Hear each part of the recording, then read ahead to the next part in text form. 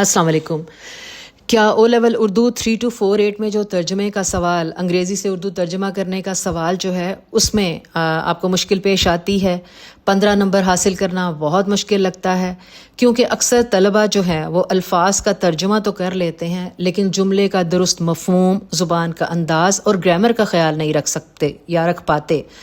तो आपको परेशान होने की ज़रूरत नहीं है। इस वीडियो में मैंने पूरी कोशिश की है कि ऐसे तरीके से आपको तर्जुमा करने का तरीका आसान और मौसर अंदाज से बताऊं, जिससे ना सिर्फ आप आम गलतियों से बचें बल्कि 15 नंबरों में अपनी इस 15 नंबरों के इस सवाल में अपनी कारकर्दगी जो है वो अच्छी तरह से बेहतर बना सकें। ठीक है, तो वीडियो को आखिर तक ज़रूर देखिए, क्योंकि हम इस सवाल को एग्जामिनर के पॉइंट ऑफ व्यू से, उसके नुक्ता नज़र से समझने की कोशिश करेंगे कि एग्जामिनर आपके जवाब में असल में क्या ढूंढता है।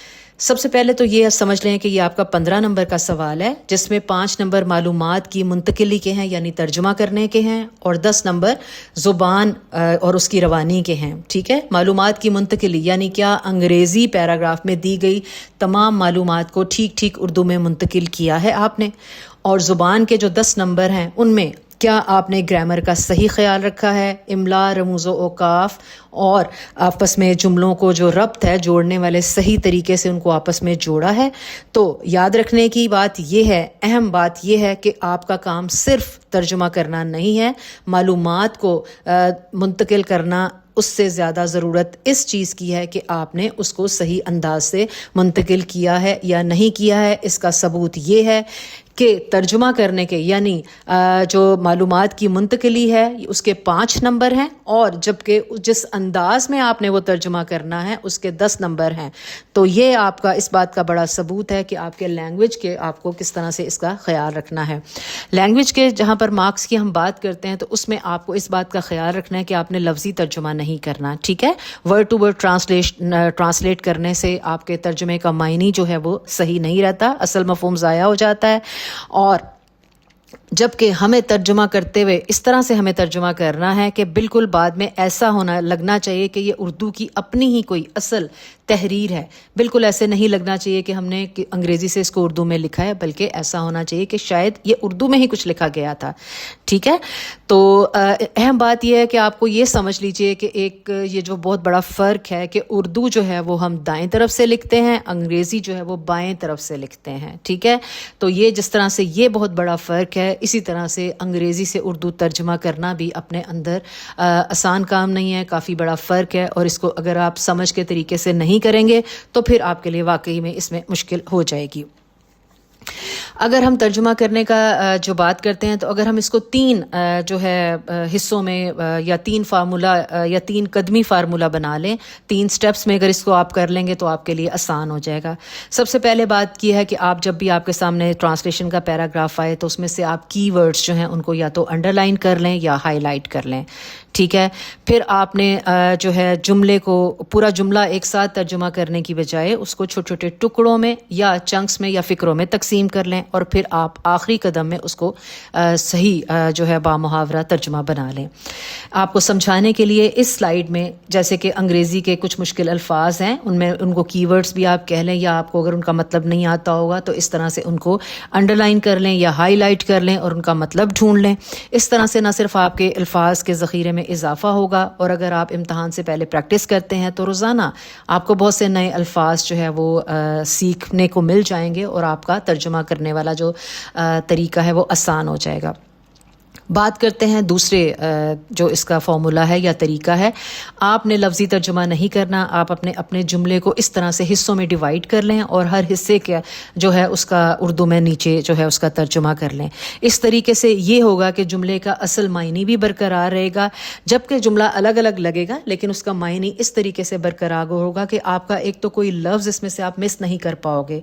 ठीक है, आपके तमाम अल्फाज जो हैं उनके आपको नीचे आप उर्दू में तर्जुमा कर लोगे। और آخر میں تیسرے قدم جو آپ کا تیسرا فارمولہ یہ ہوگا، اور یہ مرحلہ جو ہے وہ آپ کے لیے ایک جوہری کے کام کی طرح ہے. جیسے آپ نے اس کو اب چمکانا ہے، سنوارنا ہے، آپ نے سارا ترجمہ کر لیا.